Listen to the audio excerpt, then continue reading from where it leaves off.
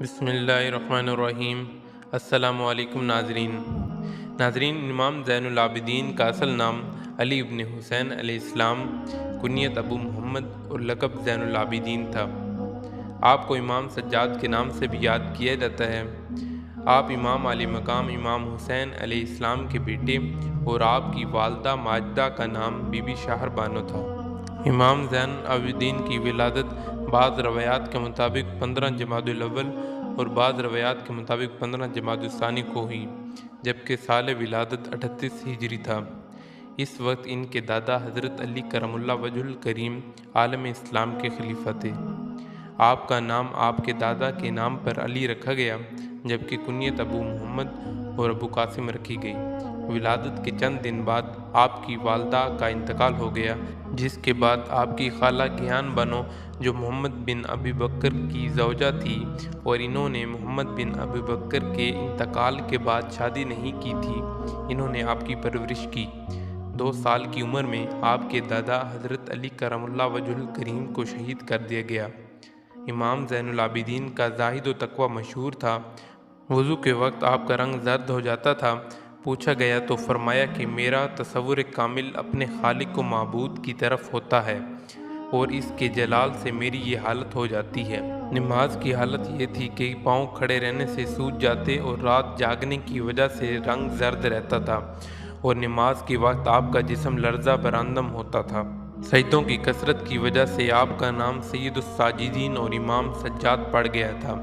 ناظرین، علامہ ابن حجر مکی نے لکھا ہے کہ ایک دفعہ کسی شخص نے آپ کے سامنے آپ کی برائی کی، مگر آپ خاموش رہے، تو اس شخص نے کہا کہ اے علی ابن حسین، میں آپ سے مخاطب ہوں۔ تو آپ نے فرمایا کہ رسول صلی اللہ علیہ وسلم نے فرمایا ہے کہ جاہلوں کی باتوں کی پرواہ نہ کرو، اور میں اس پر عمل کر رہا ہوں۔ ایک شامی نے حضرت علی کرم اللہ وجہ الکریم کو آپ کے سامنے گالیاں دیں تو آپ نے فرمایا، اے شخص، تو مسافر معلوم ہوتا ہے، اگر کوئی حاجت ہے تو بتا۔ اس پر وہ سخت شرمندہ ہو کر چلا گیا۔ ناظرین، سن 57 ہجری میں آپ کی شادی آپ کے چچا حضرت حسن رضی اللہ تعالیٰ عنہ کی بیٹی حضرت فاطمہ سے ہوئی۔ آپ کے 11 بیٹے اور 4 بیٹیاں پیدا ہوئیں، جن میں حضرت امام باقر مشہور ہیں۔ ناظرین، واقعہ کربلا 10 محرم سن 61 ہجری کو پیش آیا۔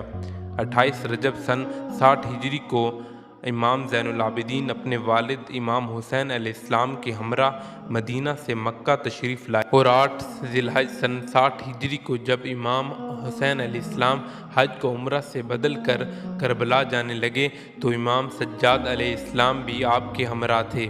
کربلا آنے کے بعد اللہ رب العزت کے حکم سے آپ انتہائی بیمار ہو گئے، یہاں تک کہ 10 محرم کو غشی کی حالت طاری تھی، اس لیے اس قابل بھی نہ تھے کہ میدان میں جا کر درجہ شہادت پر فائز ہوتے۔ امام زین العابدین علیہ السلام نے 61 ہجری میں عاشوراء کے دن امامت کی عظیم ذمہ داریاں اپنے کندھوں پر سنبھال لیں۔ 10 محرم کی شام کو یزیدی فوج نے اہل بیت اطہار کے تمام خیموں کو آگ لگا دی۔ تمام خواتین ایک خیمے سے دوسرے خیمے میں منتقل ہوتی رہیں۔ بالآخر امام وقت کے حکم پر اپنے آپ کو بچانے کی خاطر خاندان رسول صلی اللہ علیہ وسلم کی پاک بیویاں خیموں سے باہر نکل آئیں۔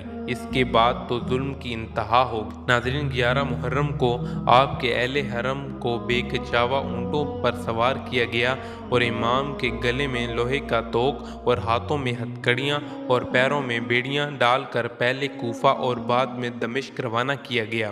تمام شہداء بشمول امام حسین علیہ السلام کے سروں نیزوں کی نوکوں پر ساتھ روانہ کیے گئے۔ ناظرین، خاندان رسالت کا یہ قافلہ 16 ربیع الاول سن 61 ہجری کو دمشق پہنچا اور عورتوں اور بچوں کو رسیوں میں باندھا ہوا دربار یزید پلید میں پیش کیا گیا۔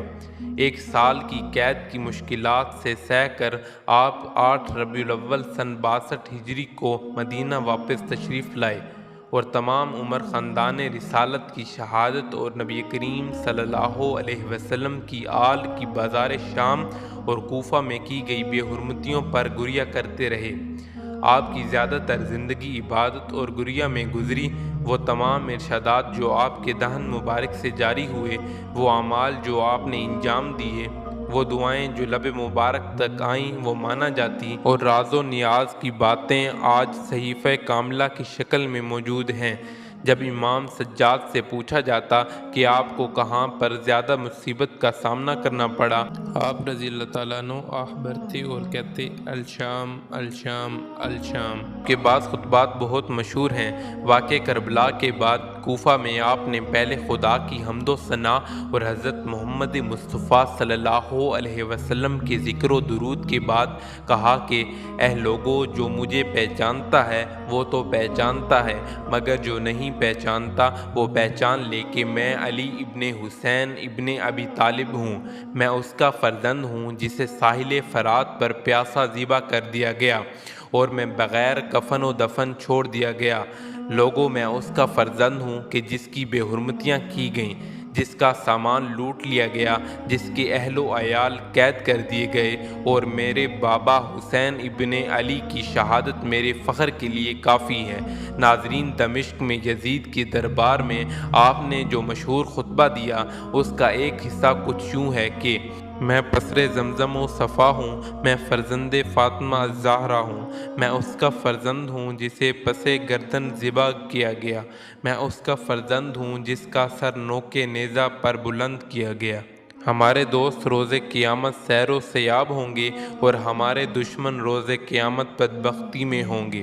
یہ خطبہ سن کر لوگوں نے رونا شور مچانا شروع کیا تو یزید ابن معاویہ گھبرا گیا۔ اس نے فوراً مؤذن کو کہا کہ اذان دے کہ امام خاموش ہو جائے۔ اس وقت نہ اذان کا وقت تھا نہ نماز کا، مگر یزید کے حکم پر اذان شروع ہوئی تو حضرت علی ابن حسین خاموش ہو گئے۔ جب مؤذن نے حضرت محمد صلی اللہ علیہ وسلم کی رسالت کی گواہی دی تو حضرت علی ابن حسین رو پڑے اور کہا کہ اے یزید، تو بتا کہ محمد صلی اللہ علیہ وسلم تیرے نانا تھے یا میرے؟ یزید نے کہا کہ آپ کے۔ تو حضرت علی ابن حسین یعنی امام زین العابدین علیہ السلام نے فرمایا، پھر کیوں تو نے ان کے اہل بیت کو شہید کیا؟ یہ سن کر یزید یہ کہتا ہوا چلا گیا کہ مجھے نماز سے کوئی واسطہ نہیں۔ اس طرح آپ کا ایک اور خطبہ بھی بہت مشہور ہے جو آپ نے مدینہ واپس آنے کے بعد دیا۔ آپ ربیع الاول 62 ہجری کو مدینہ واپس پہنچے۔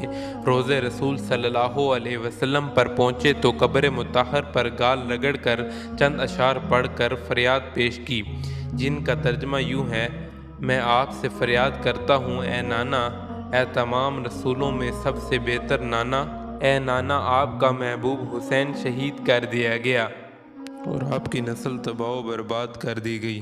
اے نانا، میں رنج و غم کا مارا آپ سے فریاد کرتا ہوں کہ مجھے قید کیا گیا اور میرا کوئی حامی و مدافعت کرنے والا نہ تھا۔ اے نانا، ہم سب کو اس طرح قید کیا گیا جیسے لاوارث کنیزوں کو قید کیا جاتا ہے۔ اے نانا، ہم پر اتنے مصائب ڈھائے گئے جن کو انگلیوں پر گنا نہیں جا سکتا۔ ناظرین، مروان ابن الحکم کے مرنے کے بعد 65 ہجری میں عبد الملک بن مروان تخت نشین ہوا۔ اس نے حجاج بن یوسف کو حجاز کا گورنر بنا دیا کیونکہ حجاج نے عبداللہ بن زبیر کو قتل کر کے حجاز پر قبضہ کیا تھا۔ حجاج نے کعبہ پر سنگباری کی تھی اور اسے تباہ کر دیا تھا، حتیٰ کہ اس کی دوبارہ تعمیر کی ضرورت پیش آئی۔ اس وقت عبد الملک بن مروان نے حجاج بن یوسف کو حکم دیا تھا کہ حضرت علی ابن حسین یعنی امام زین العابدین کو گرفتار کر کے شام پہنچا دیا جائے۔ چنانچہ اس نے انہیں زنجیروں میں باندھ کر مدینے سے باہر ایک خیمے میں رکھوایا۔ ناظرین، علامہ ابن حجر مکی کے مطابق عبد الملک بن مروان کو کچھ لوگوں نے سمجھایا کہ حضرت علی ابن حسین کو خلافت سے کوئی غرض نہیں رکھتے، اس لیے انہیں نہ چھیڑا جائے۔ عبد الملک بن مروان نے حجاج کو پیغام دیا کہ بنی ہاشم کو ستانے اور ان کا خون بہانے سے پرہیز اور اجتناب کرو، کیونکہ بنو امیہ کے اکثر بادشاہ انہیں ستا کر جلد تباہ ہو گئے۔ اس کے بعد انہیں حجاج نے چھوڑ دیا اور عبد الملک بن مروان کی زندگی میں زیادہ تنگ نہ کیا گیا۔ جب حجاج نے کعبہ کو تباہ کیا اور اس کی دوبارہ تعمیر ہوئی تو حجر اسود کو نصب کرنے کا مسئلہ مسئلہ ہوا، کیونکہ جب کوئی بھی اسے نصب کرنا چاہتا تھا تو حجر اسود متزلزل اور مضطرب رہتا اور اپنے مقام پر نہ ٹھہرتا۔ بالآخر حضرت علی ابن حسین زین العابدین نے اسے بسم اللہ پڑھ کر نصب کیا تو بخوبی نصب ہو گیا۔ ناظرین، اگرچہ آپ گوشہ نشین تھے اور خلافت کی خواہش نہ رکھتے تھے، مگر حکمرانوں کو ان کے روحانی اقتدار سے بھی خطرہ تھا اور خوف تھا کہ کہیں وہ خروج نہ کریں۔ ناظرین، سن 95 ہجری میں عبد الملک بن مروان کے لعین بیٹے ولید بن عبد الملک نے آپ کو زہر دے دیا۔ امام مظلوم حضرت امام سجاد 25 محرم سن 95 ہجری کو درجہ شہادت پر فائز ہوئے۔ آپ کی تجہیز و تکفین آپ کے فرزند اور 5ویں امام حضرت امام باقر نے کی۔ ناظرین، روایات کے مطابق آپ کی شہادت کے بعد آپ کا ایک اونٹ آپ کی قبر انور پر فریاد کرتا رہا۔ شہادت امام زین العابدین کے محض 3 دن بعد مر گیا۔ ناظرین، اگر آپ کو ہماری ویڈیو پسند آئی ہے تو ہمارے چینل کو سبسکرائب کریں اور ویڈیو کو شیئر کریں۔ ملتے ہیں اگلی ویڈیو میں۔ اللہ آپ کا حامی و ناصر ہو۔